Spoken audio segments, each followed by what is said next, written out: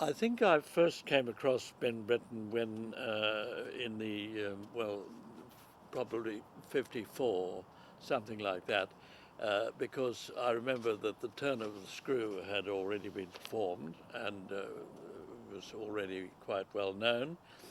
And I think that Basil Douglas, who was the director or manager of the English Opera Group at the time, was looking for a conductor to go on tour with Let's Make an Opera, which toured all right around the country endlessly. We performed that in various places.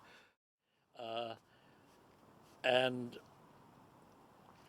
I then got to know Ben Britten a little bit better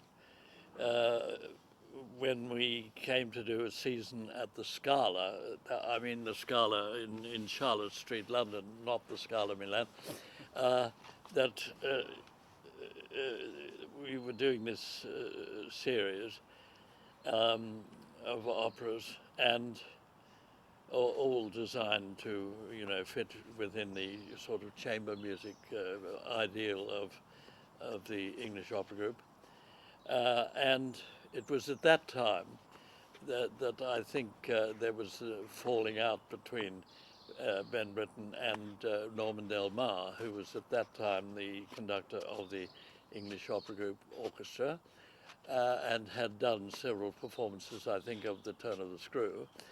But Norman ventured to criticize the way Britten had conducted some parts of the finale of Act One of the Turn of the Screw. Well, I do see the problem. Being as a conductor myself, I can see why there was this difficulty, because there is a movement in the finale of the first act of the Screw, in which it's in either a fast 3 in a bar or a slow 1 in a bar. In bum da da bum da da bum da da.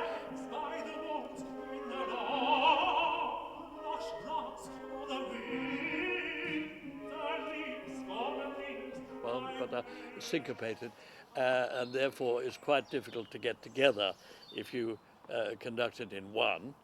But if you conduct it in 3, as Ben Britten did, in order to get it better together, it then becomes too slow and loses its excitement and loses its sort of slight hysteria that is required when Peter Quint is trying to attract Miles into his way of life.